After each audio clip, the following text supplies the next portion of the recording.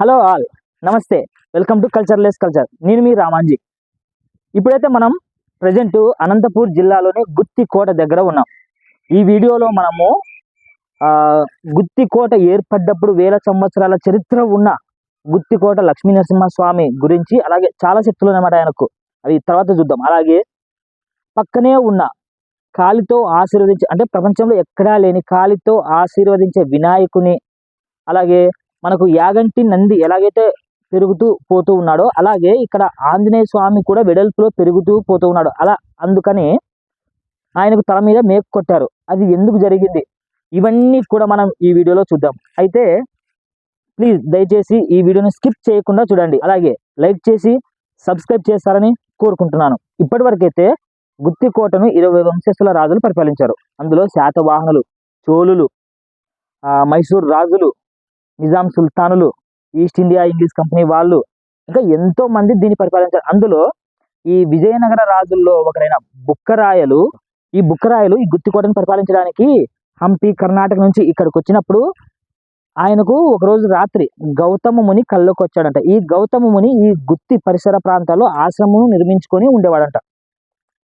అలా రాత్రి కల్లోకి వచ్చి, ఈ స్థలం నాది, ఈ గుత్తి దుర్గం మాది, ఇక్కడ లక్ష్మీ నరసింహ స్వామి ఇక్కడ ఆసీనుడై ఉన్నాడు అని రాత్రి కల్లో కనబడి చెప్పాడంట ఆయనకు, బుక్కరాయలకు. ఇంకా పొద్దున లేచి చూస్తే అక్కడ ఒక గుడి ఉంది. ఆ గుడి మనము ఇప్పుడు గుత్తి కోట లక్ష్మీ నరసింహ స్వామి గుడిగా మనం చూస్తున్నాం అనమాట. దాదాపు వేల సంవత్సరాలు ఉంది. ఆ గుడికి ఇప్పుడు కాదండి, పాండురాజుల కాలం నాడు పాండురాజు ముని మనుడైన జయమేజయుడు దాన్ని కట్టాడంట. అలాగే పక్కనే ఉన్న కాలితో ఆశీర్వదించే వినాయకుడు కూడా ఆ కాలం నాటివాడే. అలాగే పక్కనే ఉన్న ఆంజనేయ స్వామి కూడా. సో ఇంతటి వేల సంవత్సరాల చరిత్ర ఉన్న గుళ్ళను మనం ఈ గుళ్ళో చూడబోతున్నాము. అయితే ముందైతే ఈ వీడియోను ప్లీజ్ లైక్ చేసి సబ్స్క్రైబ్ చేస్తారని కోరుకుంటున్నాము. ఇంకా వీడియో చూసేద్దాం రండి.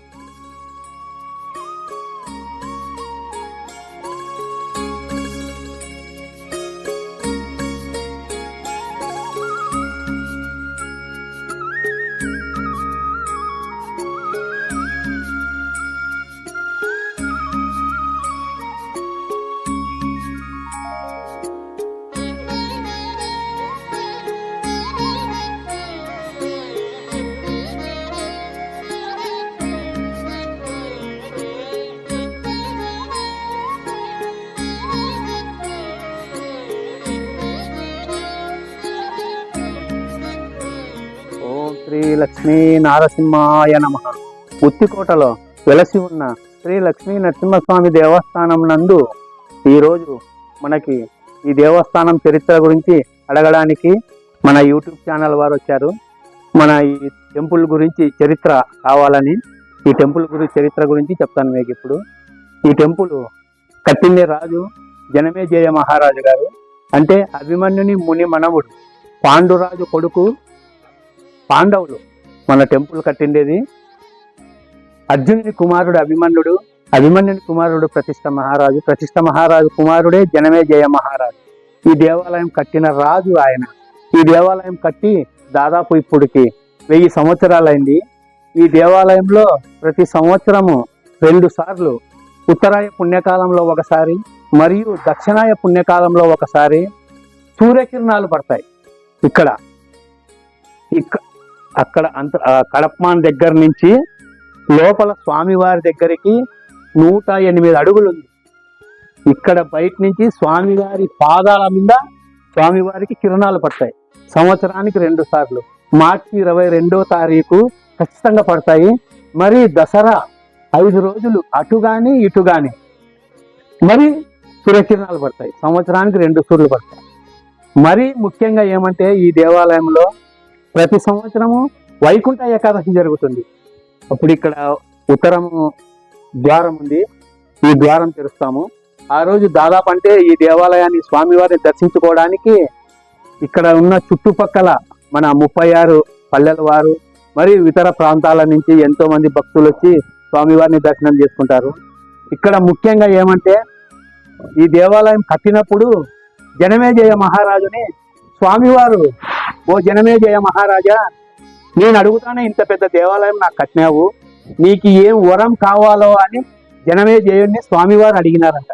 అప్పుడు జనమే జయ మహారాజు గారు ఏమన్నారంటే, అయ్యా నువ్వు కనపడిండేదే నాకు చాలు, నాకేమీ వద్దు, నిన్ను నమ్ముకొని ఈ దేవాలయానికి వచ్చినోనికి వాడు అడుగున కోరికలు తీరిస్తే అదే నువ్వు నాకు ఇచ్చే వరం అని చెప్పేసి జనమేజయ మహారాజు గారు స్వామివారితో చెప్పినారంట. ఇక్కడ ఇంతకు ముందు ఒక పెద్ద ఆయన బాలయ్య అని ఒక ఆయన ఉండేవాడు. ఈ దేవాలయంలోకి నేను వచ్చి 22 సంవత్సరాలైంది. నేను ఈ దేవాలయంలోకి వచ్చినప్పుడు ఈ దేవాలయం శిథిలమైపోయింది. కొంతమంది దాతల దగ్గరికి పోయి నాకున్న దాంట్లోనే నేను ఇక్కడ సేవ చేసుకుంటూ, ఇక్కడ మెయిన్ రోడ్ లేదు, కొంతమంది రాజకీయ నాయకుల దగ్గరికి పోయినాను. రాజకీయ నాయకులు వాళ్ళు సహకరించి దేవాలయానికి రోడ్ వేసినారు. ఈ రోజు ఈ దేవాలయం జరుగుతుందంటే ఇక్కడ ఎంతో పవిత్రంగా నువ్వు ఏదనుకుంటే అది. నేను కళ్ళు మూసుకొని స్వామి ముందర నిలబడుకున్నాను, అయ్యా నీ కోసం పలానా వ్యక్తి దగ్గరికి పోతున్నాను, అది నెరవేర్చు అని నేను అడిగినాను. ఈ ధ్వజస్తంభం తెచ్చేదానికి నేను పోతున్నాను అని అడిగినాను నేను స్వామిని. నువ్వు పో అని నా ముందర స్వామి నిలబడి, నువ్వు పో నేనున్నాను నీ ముందర అని చెప్పినారు. నేను అడిగిన వెంటనే పలానా వ్యక్తి దగ్గరికి పోయినాను, అయ్యా పలానా నరసింహస్వామి గుడి నుంచి నేను వచ్చినాను, నీ దగ్గర ఉంటేనే నిన్నైతే నేను బలవంతం పెట్టను, నాకు ఒక ధ్వజస్తంభం కావాలా అని అడిగినాను. మనకి ప్రతి సంవత్సరము ఇక్కడ రథోత్సవం జరుగుతుంది. ప్రతి సంవత్సరం మహాసంక్రాంతి పండగ రోజు ఇక్కడ స్వామివారికి కళ్యాణం చేసి సాయంకాలం మొత్తం పురపాలిక వీధులంతా రథం ఎక్కుతాము. ఇక్కడ ఎంతో మంది ఈ రథోత్సవంలో పాల్గొంటారు. ఇక్కడ ప్రతి నెల పౌర్ణమికి స్వామివారికి రథకల్పం జరుపుతాము. మరియు ప్రతి శుక్రవారము స్వామివారికి నిత్య అలంకరణ చేసి ప్రతి ఇక్కడ వచ్చిన వారికి వారు ఇస్తేనే ఇక్కడ చేస్తాము. వారు ఇయ్యకోకోకుండా మా సొంత డబ్బుతో మేము ఇక్కడ ఎవరికి ఇబ్బంది లేకోకోకుండా వాళ్ళకి పెడతాం. ఇది చాలా పవిత్రమైన దేవాలయము. ఈ దేవాలయంలో ఇప్పటికీ పోయిన సంవత్సరం నరసింహస్వామి జయంతికి, ఈ సంవత్సరం నరసింహస్వామి జయంతికి సంతానం కాలేదని డాక్టర్లు ఎన్నికి పంపించినారు 18 మందిని. 18 మందికి ఈ దేవాలయంలో సంతానం కలిగింది. ఈ దేవాలయంలో సంతానమైన వాళ్ళు ఈ రోజు కూడా ఎంతో సంతోషంగా వచ్చి లోపల స్వామివారిని దర్శనం చేసుకొని పోతుంటారు. మమ్మల్ని ఎంతో వాళ్ళు గుండెల్లో పెట్టుకున్నారు. 103 మందికి సాఫ్ట్వేర్లకు ఉద్యోగాలు వచ్చినాయి ఒకటే సంవత్సరంలోనే. 13 మందికి గవర్నమెంట్ ఉద్యోగాలు వచ్చినాయి. ఎంతో మందికి కాళ్ళు చేతులు నడవలేని స్థితిలో ఉన్న వాళ్ళు కూడా ఈ దేవాలయంలోకి వచ్చి స్వామిని దర్శించుకొని 11 రోజుల్లోనే వాళ్ళు ఈ దేవాలయం నమ్ముకొని తిరిగితే వాళ్ళ వ్యాధులన్నీ నయం. ఈ దేవాలయం ఎంత పవిత్రమైనది. ఈ దేవాలయంలో నరసింహస్వామి జయంతి రోజు స్వామివారిని దర్శనం చేసుకుంటే వాళ్ళు ఎంతో అదృష్టవంతులని ఆ రోజు నాకు ఇక్కడ ఉన్న పెద్ద ఆయన బాలయ్య చెప్పినాడు. ఈ నరసింహస్వామి జయంతి అనేది చాలా గొప్పది. ఇక్కడ మనకి పైన గోపురం ఉంది. ఆ గోపురం పైన 7 మంది సప్తమాతలు ఉన్నారు. ఆ సప్తమాతలు అంటే కొంతమందికి తెల్లు అంతా ఏమంటారంటే కొంతమంది అక్క దేవతలు అంటారు. నరసింహస్వామి ఎలా ఉన్నారో అలా అట్లా మన గోపురం మీద ఉన్నారు. ఆ గోపురం మీద ఉన్న సప్తమాతల పవరే ఈ నరసింహస్వామి దేవాలయంలో ఉంది. చాలా మంది ఇక్కడ వచ్చిన వారు వేద పండితులందరూ కూడా మమ్మల్ని కూర్చోబెట్టి చెప్పినారు, నాయన ఈ నరసింహస్వామి దేవాలయంలో మీరు ఈ రోజు ఇక్కడ ఉన్నారంటే మీరు మీ పెద్దలు ఎంతో పుణ్యం చేసుకున్నవారు కాబట్టి మీరు ఇక్కడ స్నానం కలిగింది మీకు ఆశామాష సమస్య కాదు నాయన. ఈ నరసింహస్వామి దేవాలయాన్ని మీలో జీవమి ఉన్నంత వరకు మర్చిపోవద్దండి నాయన అని చెప్పినారు స్వామి. అదే మాకు ఈ రోజు మాకు ఇంతమంది భక్తులు వచ్చి స్వామిని దర్శించుకొని మా కుటుంబాలు కూడా, నేను సామాన్య మానవుణ్ణి, నేను ఈ దేవాలయంలోకి అడుగు పెట్టినప్పుడు నాకు తినడానికి కూడా లేదు, కానీ నేను మా భగవంతుని నమ్ముకున్నాను. ఈరోజు నా కొడుక్కి సాఫ్ట్వేర్ ఉద్యోగం వచ్చింది, నేను ఒక 2 లారీలు పెట్టుకున్నాను, ఒక ఆటో ఉంది, నాకు అంతా పరమాత్ముడు దయ నాకు, నేను సంతోషంగా ఉన్నాను. నాలో జీవి ఉన్నంత వరకు ఈ నరసింహ స్వామిని నమ్ముకొనే ఉంటాను. జై నమో నారాయణ. ముత్తికోట శ్రీ లక్ష్మీ నరసింహస్వామి గోవింద గో. అలాగే ఈ వినాయకుడు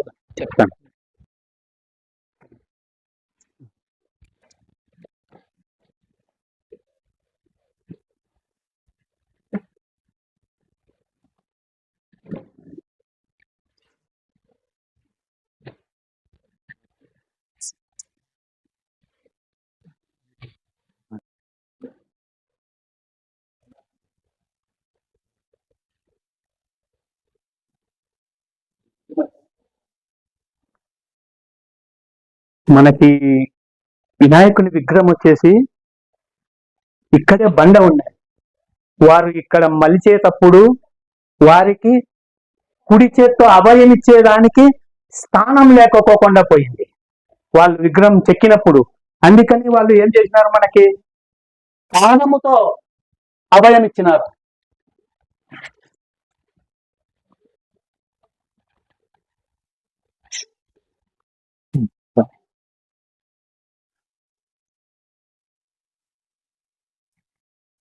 ఇక్కడ మనకి వినాయక చవితి ఎప్పుడు చాలా గొప్పగా జరుగుతుంది. ఇక్కడ దాదాపు అంటే ఒక 1000-2000 మంది వినాయక చవితికి కూడా మనకి భక్తులంతా వస్తారు ఇక్కడికి. ప్రతి ఒక్కరు ఇక్కడ ఉన్న చుట్టుపక్కల ఉన్న వారంతా చాలా మంది ఇక్కడ వినాయకునికి వచ్చి అభిషేకం చేసి అర్చనలు చేసి స్వామివారిని దర్శించుకొని పోతుంటారు. ఇటువంటి విగ్రహం మాకు తెలిసి ఎక్కడ లేదు. ఎక్కడైనా విగ్రహం ఉంటే కుడి చేత్తో అభయాస్తం ఉంటది, కానీ ఇక్కడ పాదముతో అభయాస్తం ఉంది. కానీ ఇది ఇక్కడ చాలా పవిత్రమైనది దేవాలయం. ఈ వినాయకునికి ఎక్కడ లేదు ప్రపంచంలోనే మాకు తెలిసి కాలితో అభయాస్తము ఎక్కడ లేదు. అంటే ఇది చెక్కినారా స్వామి? శిల్పులు లేదు స్వామి, ఇది అప్పటికే ఉంది, పురాతనమైనది. ఎన్ని ఏళ్ళు ఉండొచ్చు స్వామి అప్పుడు? కానీ అది ఈ దేవాలయం చెక్కినప్పుడు అంటే దాదాపు అప్పుడు జనమే చేయడం అప్పుడు ఉన్నప్పటికే ఇది అంతా అప్పటిదే విగ్రహం అప్పటికే ఉన్నప్పటికే మేమైతే ఏం ముట్టుకోలేదు. మా సొంతంగా మేము ఇక్కడ ఏం చేసినామంటే ధ్వజస్తంభాన్ని మేము ఇది చేసినాము. తర్వాత కింద కళ్యాణ మండపం చేసినాము. రథం తెచ్చినాను దేవాలయానికి. తర్వాత ఇక్కడ మొత్తం సంవత్సరానికి ఒక 3 ప్రోగ్రాములు, నరసింహస్వామి జయంతి, వైకుంఠ ఏకాదశి, స్వాతి నక్షత్రం, మాకు ఇష్టమైన నక్షత్రం స్వామికి. ఆ రోజు ఏదో ఒకటి ఇది చేసి ఇది చేసుకుంటాం. మనకి కళ్యాణం కూడా ఫిబ్రవరి 22వ తారీఖున చాలా వైభవంగా జరుగుతుంది స్వామి కళ్యాణం కూడా ఇక్కడ. చూడండి, ఈ కాలితో ఆశీర్వదిస్తున్నాడు కదా వినాయకుడు. ఈ వినాయకుడికి ఎదురుగా గుత్తికోటలో మనం చూస్తే వీరభద్రుని గుడి కనిపిస్తుంది. అలాగే ఈ గుడి చుట్టూ ఒకప్పుడు 9 పడగల పాము కూడా సంచరిస్తూ ఉండేదంట నరసింహస్వామి కోసం. ఇక ప్రతి వైకుంఠ ఏకాదశికి మాత్రమే ఈ ఉత్తరం ద్వారము తెరుస్తారంట. మార్చి 22న దసరాకు 5 రోజులు అటు కానీ ఇటు కానీ ఈ లక్ష్మీ నరసింహస్వామి పాదాల మీద నేరుగా సూర్యకిరణాలు పడతాయంట. మరి ఇలాంటి గొప్ప విషయాన్ని చూశాక తెలుసుకున్నాక స్వామివారి కటాక్షం కావాలంటే మరి ఇప్పుడే లైక్ చేయండి, అలాగే సబ్స్క్రైబ్ కూడా చేసుకోండి. మరి చూడండి స్వామివారిని.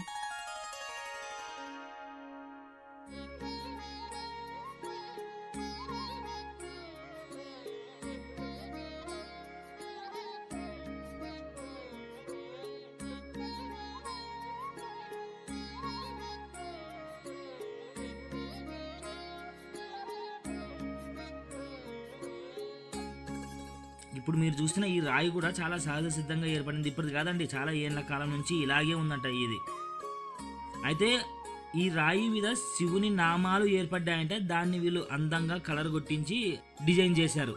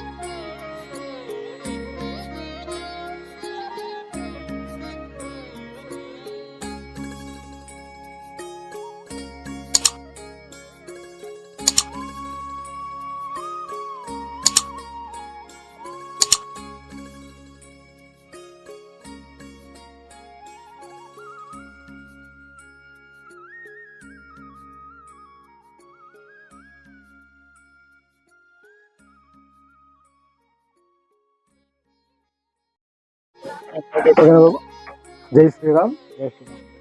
గుత్తి పట్టణము, అనంతపురం జిల్లా గుత్తి పట్టణంలో గుత్తి కోటలో వెలిసినటువంటి శ్రీ దిడ్డికుంట అష్టఫల ఆంజనేయ స్వామి దేవాలయము. దీనికి ఎంతో పురాతనమైనటువంటి చరిత్ర ఉంది. శ్రీకృష్ణదేవరాయల కాలంలో ఆయన రాజ్య పరిపాలన చేసినప్పటి నుంచి ఇక్కడ ఈ గుడిని ఆయన స్థాపించాడు అనేసి ఒక ప్రగాఢమైన నమ్మకము. ఆయన ఎక్కడైనా కానీ యుద్ధాలకు కానీ వెళ్ళాలంటే కూడా ఇక్కడ స్వామిని దర్శించుకొని వెళ్తే అతనికి విజయాలు చేకూరుతాయనేసి అప్పటి కాలం నుంచే ఎంతో పురాతనమైనటువంటి గుడికి చాలా విశిష్టత ఉంది. కాలక్రమంలో ఈ గుడిని పట్టించుకునే వాళ్ళు లేకోకుండా నిదానంగా, ఎందుకంటే ఇది ముఖ్యంగా కొండల్లో ఉన్నది. ఎవరైనా కానీ భక్తులు రావాలంటే చాలా ఇబ్బంది పడేవాళ్ళు, కొండలు గుట్టలు దాటుకొని వచ్చేదానికి. భక్తాదులందరూ కలిసి కొంతమందితో సహకారంతో ఏర్పాటు చేసి దీనికి రోడ్డు ఏర్పాటు చేయడం జరిగినది. అప్పటి నుంచి ఇది రాబోయే కాలంలో బాగా ప్రసిద్ధి చెందుతున్న ఒక నమ్మకంతో మేము కూడా ఇక్కడ ఉన్నటువంటి ప్రజలు, గుత్తి కోట ప్రజలు, మిగతా అటువంటి గుత్తిలో ఉన్నటువంటి ప్రజలు, వ్యాపారస్తులు అందరి యొక్క సహకారంతో రోడ్డు ఏర్పాటు చేయడం జరిగినది. అదేవిధంగా ఇక్కడ ఈ స్వామి యొక్క మహత్యం ఏమంటే ఇక్కడ ప్రతి ఒక్క స్వామికి ఇక్కడ చేతిలో గద ఉంటుంది. కానీ ఇక్కడ ఇతనికి మొలకు వచ్చేసి అష్టఫలాలు ఉంటాయన్నమాట. మామిడి పండ్లు. అష్టఫలాలు అంటే ఏం లేదు, ఇక్కడ మామిడి పండ్లు ఉంటాయి. ఆయన ఇక్కడ నడుముకు ఒక గుత్తిగా మాత్రం ఉంటుందన్నమాట. ఇటువంటి చరిత్ర ఎక్కడా కూడా లేదనమాట. ఈ యొక్క ఇంత పెద్ద విగ్రహం వచ్చేసి కసాపురం ఆంజనేయ స్వామి గుంతగల్ దగ్గర ఉన్నటువంటి కసాపురంకి ఎంతో ప్రసిద్ధత ఉందో, ఇక్కడ గుత్తిలో ఉన్నటువంటి ఈ ఆలయానికి కూడా అంతే ప్రసిద్ధత ఉంది. కాబట్టి ఇక్కడ రాబోయే కాలంలో ఈ గుడిని ప్రతి ఒక్కరు కూడా భక్తాదులందరూ దర్శించుకొని, మేము కూడా ఇక్కడ మా చేతనైనటువంటి సహకారాలు, మిగతా వారు కూడా ఏదైనా కానీ చేసి దీనికి ఒక సహకారాలు చేస్తే కూడా రాబోయే కాలంలో ఇది చాలా అభివృద్ధి చెందుతుందని మేము కూడా ప్రగాఢంగా ఆశిస్తున్నాము. ఇంకొకటి ఏమంటే ఇక్కడ ఈ స్వామి చుట్టూ ఏదైనా కానీ మనసులో కోరిక అనుకొని అమావాస్య రోజు కానీ, లేకుంటే స్వామికి 8-11 కానీ చుట్టూ 9-11 చుట్టూ తిరిగినారంటే వాళ్ళ మనసులో అనుకున్నటువంటి కోరికలు కూడా నెరవేరుతాయనేటువంటి ఒక ప్రగాఢమైన నమ్మకం ఉంది. అదేవిధంగా భక్తాదులు ఎంతో మంది మా కోరికలు నెరవేరాయనేది కూడా చెప్పి ఎంతో వాళ్ళు ఆనందంతో ఉండేసి వాళ్ళు కూడా ఇక్కడ ఈ గుడికి రావడం జరుగుతూ ఉన్నది. దినదినంగా ఈ విధంగా ఈ గుడిని అభివృద్ధి చెందాలని మేము కూడా కోరుకుంటున్నాము. ఈ యొక్క అవకాశం మాకు కల్పించినందుకు మీకు నమస్కారం చెప్పుకుంటున్నాము. జై శ్రీరామ్. జై శ్రీరామ్. చెప్పు చెప్పదు. అది పెరగడం అంటే చాలా ఎత్తుగా పెరుగుతున్న కొద్దికి పైన శిల కొట్టాలన్న. అది ఏమైందంటే ఇంకా పైకి పెరగకుండా వెల్లడిపై పెరుగుతుంది. ఆయన స్వామి వెల్లడిపై పెరుగుతున్నాడు అనమాట. ఆయన గుడి కూడా ఇప్పుడు మొదట ఫస్ట్ మీరు పుట్టిండంగా చూసినప్పుడు ఎంత ఉండే, ఇప్పుడు ఎంత పెరిగింది?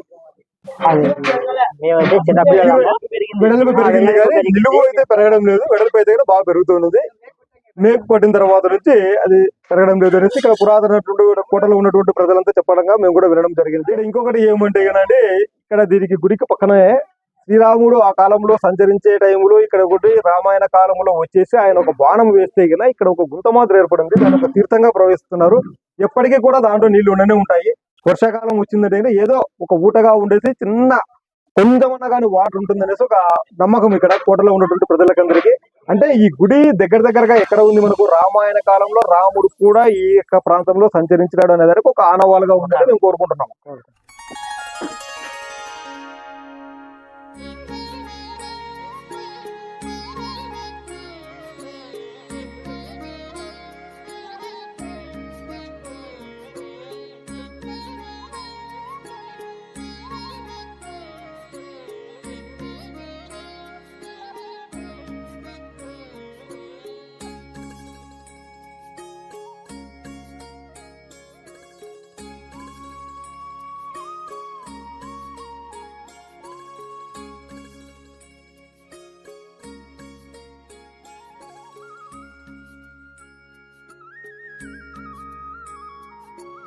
శ్రీకృష్ణుడి కాలం ముందర రాజుల కాలంలో ఋషులు ఉండేవాళ్ళు.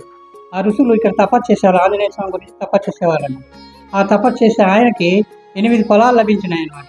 8 పొలాలు లభించినాక ఆయన శంకు చక్రం దానితో ఆంజనేయ స్వామి శిల్పి ఎక్కించి ఆయన ఇక్కడే వెళ్ళిపోయినాడు. అప్పటి నుంచి వెళ్ళిపోయినట్టు 8 అష్టఫలాలు మాత్రమే ఉన్నాయి.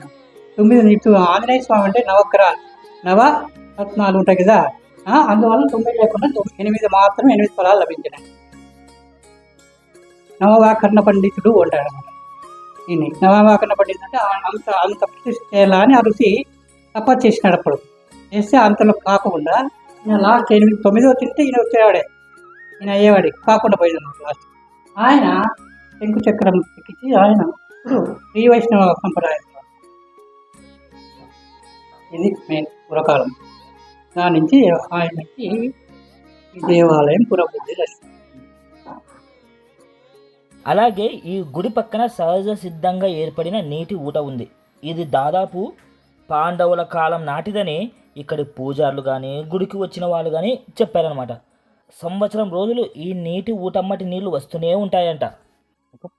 చూశారు కదా, గుత్తికోట లక్ష్మీ నరసింహస్వామి చరిత్ర అయినా కానీ, లేకుంటే పక్కన ప్రపంచంలో ఎక్కడా లేని విధంగా కాలితో ఆశీర్వదించే వినాయకుడిని కానీ, పక్కనే ఉన్న ఆంజనేయ స్వామి గుడిని కానీ, ఈ వీడియో కనుక మీకు నచ్చినట్లయితే ప్లీజ్ లైక్ చేసి, సబ్స్క్రైబ్ చేసి, మీ వాళ్ళందరికీ షేర్ చేసి, ఈ హిందూ ధర్మం యొక్క గొప్పతనాన్ని 10 మందికి చాటి చెప్తారని చెప్పేసి నేను కోరుకుంటున్నాను. ముందైతే లైక్ చేసి సబ్స్క్రైబ్ చేయడం మాత్రం మర్చిపోద్దు.